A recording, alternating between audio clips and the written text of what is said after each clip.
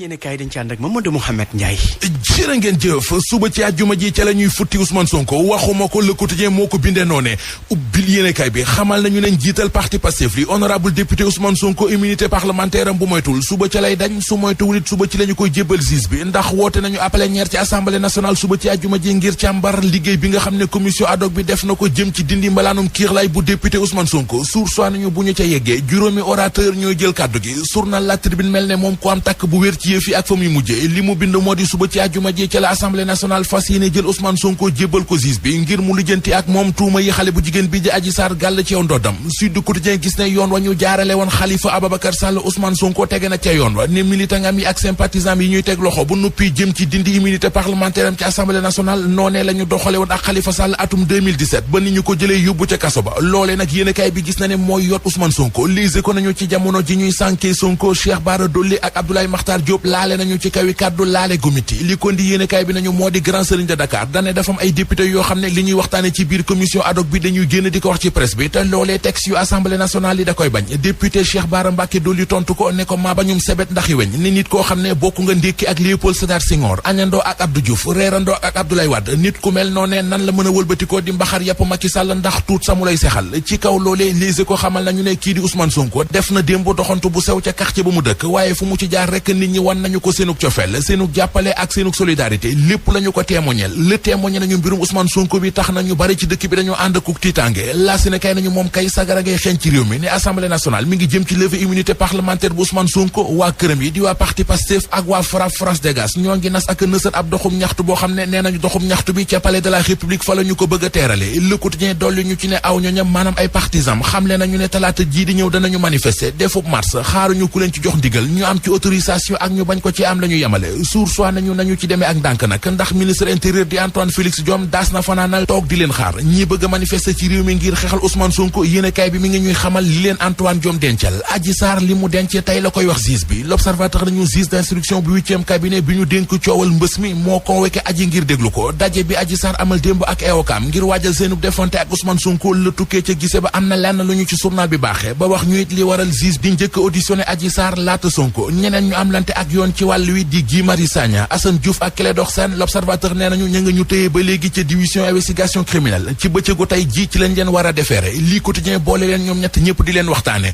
mu di Guy Marius Sagna Assane Diouf ak Amadou Clédor Sène ñetti doomu aadama yu njuur toju seen bopp maanaam ay tête brûlée noonee la leen yéenekaay bi xëy tuddee ba wax ñu lu bare ci seeni histoire Vox Populi nañu li leen bàyyi ba léegi ci loxoy alkaati yu division investigation criminelle yi moo di seenub garde à vue moom la ñu prolongé nas ay pexe ngir turbale ordre public bi mooy li ñu leen di toppee ñu topp yoon akub liggéeyam ba ci libération journal bi nee nañu ay am na ndax certificat nationalité yi ñu doon wax naan dañu koy jël di ko jaayi étranger jaay nañu ca ba jaay ca benn waay boo xam ne nee nañu ci Daesh ca la bokk moom waa ji 2013 ba léegi mi ngi ci Ndakaaru ab pâtisserie la fiy seere am na identité Sénégal am na passeport Sénégal te yépp mi ngi ko amee ci faux certificat nationalité Sénégal yi mu am li am ci xët mu njëkk réew mi quotidien ma nga xewee ca Mbour ubbil yéenekaay bi ñaari xale yu góor ñoo dem ci hôtel Lagon 2 ba ca Mbour yéenekaay bi nañu ba ñu yeggee kenn ki dane moom doomi président de la république Macky Sall la ka ca des ne moom it doomi Idrissa Seck la journal bi nañu ca la ñu nekkee ca l'hôtel ba jël fa benn suite présidentielle tëdd fa ba seen xol sedd dem bàyyi leen ak bor lise ko nañu facture bu 1,512,000 moom la ñu fa bàyyi te li ci doy waar nag journal bi nee nañu facture boobee waa présidence de la république ñoo ko mujj fay nee nañu doomi président de la république bu ñu naan Ibrahima Sall moo joxe instruction ngir ñu fay facture ba.